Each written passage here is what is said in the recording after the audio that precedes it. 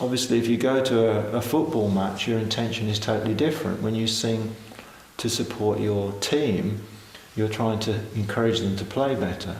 And the actual players will actually say that the crowd supporting them will be like an extra player in the team.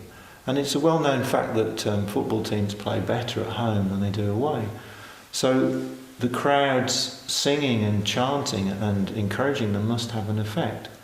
And I believe that this is the same effect that you would get in sound healing, but obviously the intention is different.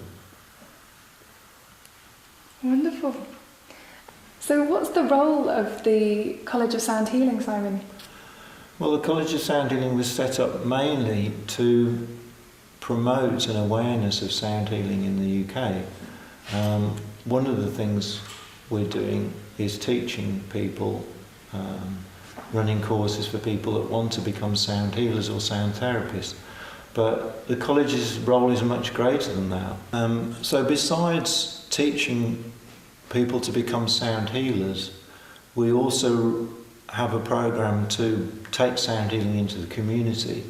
So at the moment we have sound healing in schools and in the NHS. We take sound healing into mental hospitals, into old people's homes, anywhere where people need healing and they need to be uplifted.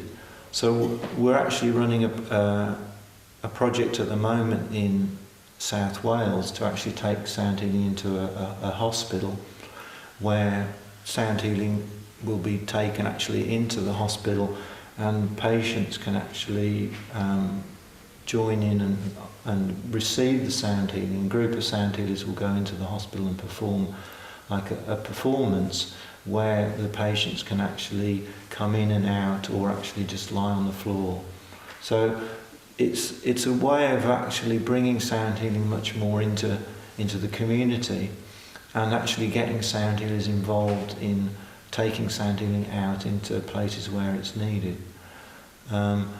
Obviously we run courses on different aspects of sound healing. You can train to be a sound healing practitioner, you can train to be a sacred drumming practitioner, and you can train to be a gong practitioner.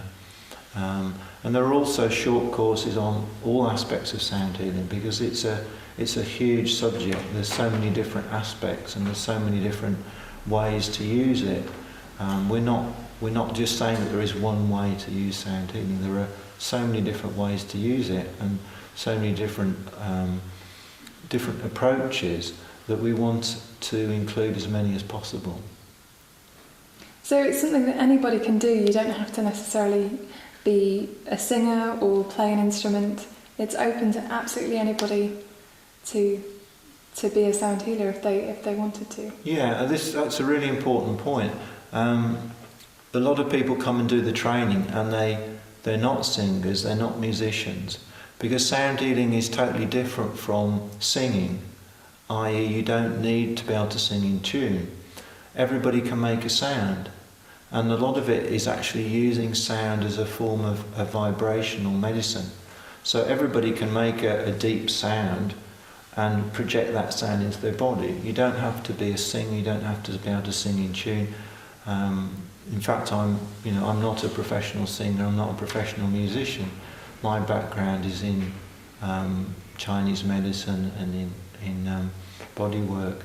So you can actually use sound healing for your own self-healing.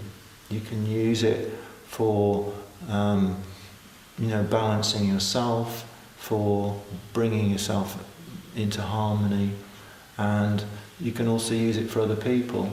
It's really up to the individual whether they want to develop the skill. It's like, I guess everybody has the ability to be a healer.